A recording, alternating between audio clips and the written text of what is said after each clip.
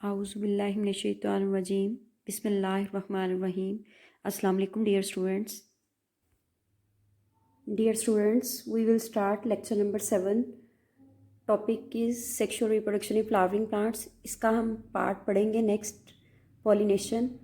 But इससे पहले हमारा प्रीवियस लेक्चर में एक टॉपिक जो था वो रिमेनिंग है, फीमेल रिप्रोडक्टिव पार्ट। पहले उसे देखेंगे, फिर हम स्टार्ट करते हैं pollination. 4. And the inner most part of the flower is called gynoecium. यानी जो बिल्कुल इनर मोस्ट आपको पार्ट नज़र आ रही है, कौन सा है? गाइनेशियम है। अब गाइनेशियम जो है ये बोटेनिकल गाइनी जो है वर्ड फीमेल्स के लिए यूज़ होता है, यानी प्लूरल है तो गाइनेशियम। लेकिन अगर हम इसका एक यूनिट ले लें तो उसे हम क्या कहते हैं? कार्पल और पिस्टल। यानी दोनों वर्ड्स जो है ये फीमेल रिप्रोडक्टिव पार्ट के लिए यूज़ होते हैं। इसकी स्ट्रक्चर देखें, ऊपर वाला जो पार्ट है इसे कहते हैं स्टिग्मा। स्टिग्मा जो है ये स्टिकी होता है, यानी चिपकने वाला होता है। और फिर लॉन्ग नेक है, long neck is style. And vessel part जो है यानी लास्ट पार्ट जो है ये ओवरी है। अब ओवरी जो है, ओवरी में ओव्यूल्स प्रोड्यूस होते हैं। देखिए ओवरी के अंदर क्या होता है? ओव्यूल। ओव्यूल के अंदर मियोसिस होगी। मियोसिस के प्रोसेस से मैक्रोस्पोर्स प्रोड्यूस होंगे। मेल में माइक्रोस्पोर्स और फीमेल में कौन से स्पोर्स प्रोड्यूस होते हैं? Macrospores. Macrospores when germinate to form female gametophyte. ये जनरेशन्स आपने कल पढ़ी थी, मेल गैमेटोफाइट की और फीमेल गैमेटोफाइट की। यानी माइक्रोस्पोर जर्मिनेट करते हैं तो मेल गैमेटोफाइट, और मैक्रोस्पोर्स जो है वो जर्मिनेट करेंगे तो फीमेल गैमेटोफाइट प्रोड्यूस होगा। मैक्रोस्पोर्स से फीमेल गैमेटोफाइट तो प्रोड्यूस हो जाता है, लेकिन ये देखना है कि इसमें मैक्रोस्पोर्स में चेंजिंग कौन सी आती हैं जिससे फीमेल गैमेटोफाइट प्रोड्यूस होता है। मैक्रोस्पोर्स इनमें माइटोसिस होगी। माइटोसिस से एग सेल्स और फ्यूजन न्यूक्लियस जो है वो प्रोड्यूस होते हैं। तो एग सेल्स और फ्यूजन न्यूक्लियस को हम कलेक्टिवली क्या कहते हैं? Female gametophyte. In the end हम ये कह सकते हैं कि फ्लावर के टोटल 4 वरल्स हैं। जो फर्स्ट 2 वरल्स हैं यानी फर्स्ट और सेकंड वाला वो कौन से हैं? नॉन रिप्रोडक्टिव पार्ट्स हैं। और जो इनर है यानी थर्ड और फोर्थ वरल जो है यानी मेल और फीमेल, ये कौन से पार्ट हैं? Reproductive parts. तो रिप्रोडक्शन जब हो जाती है तो इसके बाद ये सेपल्स, पेटल्स वगैरह और स्टेमन्स जो हैं ये सारे ड्राई हो जाते हैं और फॉल ऑफ हो जाते हैं, यानी गिर जाते हैं ये। यानी मेन चीज़ कौन सी रह जाती है?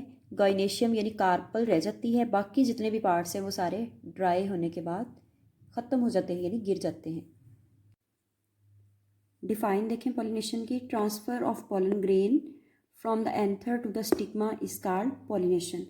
यहाँ पे एक फ्लावर है, फ्लावर का ये मेल पार्ट है यानी ऊपर वाला एंथर और ये फिलामेंट। तो एंथर में पॉलन ग्रेन्स जो है वो प्रोड्यूस होते हैं।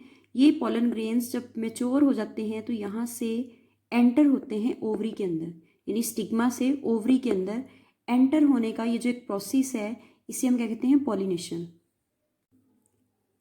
डायग्राम में यहाँ एंथर दिखाया गया है। एंथर में पोलन सैक है जिसमें माइक्रोस्पोर मदर सेल है। माइक्रोस्पोर मदर सेल में मियोसिस होगी। मियोसिस के प्रोसेस से माइक्रोस्पोर्स प्रोड्यूस होंगे। अब माइक्रोस्पोर्स जो प्रोड्यूस होते हैं उनमें 2 टाइप के न्यूक्लियस होते हैं, generative nucleus and tube nucleus.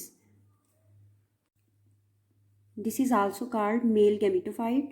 और दूसरी साइड पे यहाँ हमारे पास ओवरी दिखाई गई है। ओवरी के अंदर ओव्यूल है और इसके अंदर है मैक्रोस्पोर मदर सेल। मैक्रोस्पोर्स में जब मियोसिस होती है तो मियोसिस के प्रोसेस से मैक्रोस्पोर्स प्रोड्यूस होते हैं।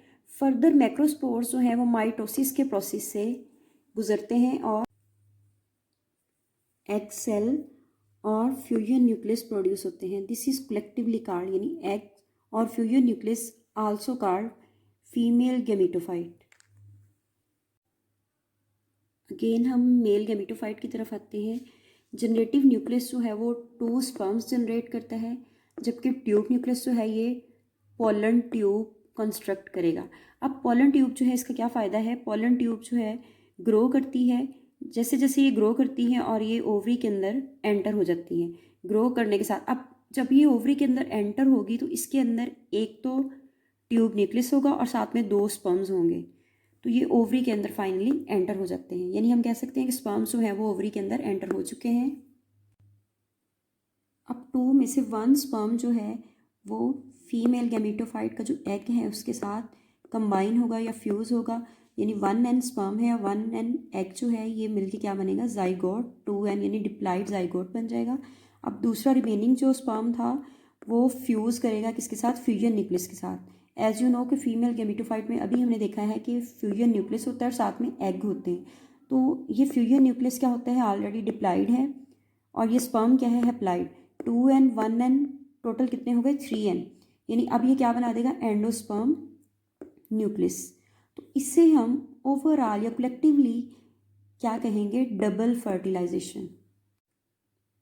इन अदर वर्ड्स यानी इसमें दो फ्यूजन्स हुई हैं, एक स्पर्म और एग की और दूसरी स्पर्म और फ्यूजन न्यूक्लियस की। तो दो फ्यूजन्स होने की वजह से हम इसे क्या नाम देंगे, डबल फर्टिलाइजेशन का। डायग्राम में देखें, ये 2 स्पर्म्स हैं हमारे पास। एक स्पर्म जो है ये फ्यूजन न्यूक्लियस के साथ कंबाइन हुआ और इसने क्या बना दिया, एंडोस्पर्म न्यूक्लियस। और ये जो दूसरा स्पर्म है ये एग के साथ फ्यूज़ हुआ है, इसने क्या बनाया है, जाइगोट। देन ये क्या होगा, ये चेंज हो जाएगा किसमें, एम्ब्रियो में, यानी कि ये स्मॉल जो प्लांट है ये क्या है, एम्ब्रियो, और ये बाहर वाला सीड कोट है, और अंदर वाला जो पार्ट है इसको हम क्या कहते हैं, एंडोस्पर्म टिश्यू, यानी कि ये फूड स्टोर करता है। जो न्यू एम्ब्रियो है, ये जो छोटा एम्ब्रियो है इसके लिए क्या करेगा, फूड स्टोर करेगा। अब जब ये जर्मिनेट करता है तो अगेन ये न्यू प्लांट में चेंज हो जाता है। तो ये क्या है, स्पोरोफाइट जनरेशन आ गई है। यानी पहले कौन सी जनरेशन हमने पढ़ी थी, स्टार्ट स्पोरोफाइट से की, फिर हमने कौन सी पढ़ी, गेमेटोफाइट, और इन द एंड फिर कौन सी जनरेशन आ गई है, sporophyte. Then it changes into, again change हो जाएगी फ्लावर में, यानी फ्लावर भी क्या होगा, 2n। यानी फर्टिलाइजेशन के बाद ये जो जाइगोट था ये किस में चेंज हो गया, एम्ब्रियो में। ये देखिए ये नन्ना मुन्ना जो प्लांट है इसमें चेंज हो गया है जाइगोट। और एंडोस्पर्म न्यूक्लियस एंडोस्पर्म टिश्यू बना देता है जो कि नन्हे मुन्ने पौधे के लिए फूड स्टोर करता है। और ओव्यूल यानी ओवरी के अंदर क्या है, ओव्यूल, ओव्यूल चेंज हो जाता है सीड में, और ओवरी जो है वो फ्रूट में चेंज हो जाती है। ओके डियर स्टूडेंट, आज हमारा सेक्सुअल रिप्रोडक्शन जो है वो टॉपिक कंप्लीट हो गया है।